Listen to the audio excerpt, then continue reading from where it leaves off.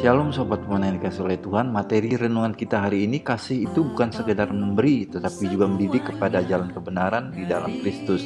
Dasar renungan dari 2 Timotius 3 ayat 1 sampai dengan 17. Inti renungan kita hari ini, tanggung jawab seorang Kristen sejati adalah bukan hanya sekedar memberi kepada yang membutuhkan, tetapi juga membawa orang kepada Kristus dengan kasih Kristus. Sobat Pemenang, ada 3 pertanyaan yang perlu kita renungkan hari ini. Yang pertama, apakah dalam perbuatan baik kita kepada sesama, kita sedang mendidik mereka sesuai dengan firman Tuhan?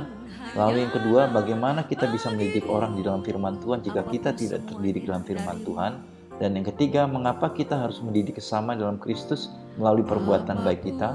Sebab siapapun yang melakukan kehendak Bapakku di sorga, dialah saudaraku laki-laki, dialah saudaraku perempuan, dialah ibuku. Jadi hanya yang melakukan kehendak Bapa di sorga yang bisa dikatakan saudara. Jadi kalau kita tidak melakukan kehendak Bapa di surga, bagaimana kita bisa bersaudara? Saudara yang kita lakukan ya pastilah saudara jasmani, saudara duniawi. Kita sudah mengetahui saudara di dalam dunia ini terbatas. Pasti ada batas-batas ekonominya. Ekonomi begini, untuk apa bersaudara saya dengan kau? Itu dunia. Malu mempunyai saudara miskin.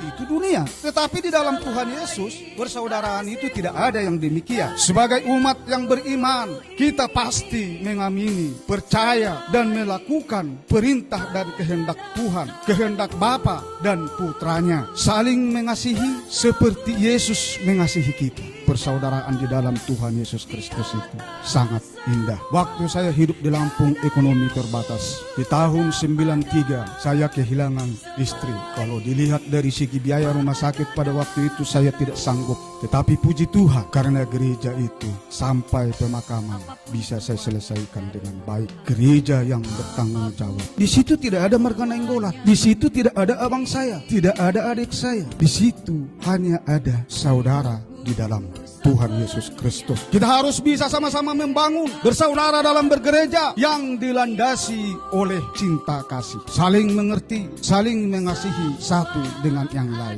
dalam pengajaran Kristus. Jadi mari kita sama-sama belajar tentang kasih Tuhan seiring, sepikir, sehati, sejiwa dalam apapun itu. Sobat Pemenang, mengikuti dan meneladani ajaran Tuhan Yesus Kristus untuk berdoa dengan tidak jemu-jemu. Mari kita responi renungan hari ini dengan berdoa. Tuhan, dengan roh-Mu mampukan aku dan berikan aku hikmat mendidik sesamaku dalam Engkau setiap kali aku berbuat baik kepada sesamaku.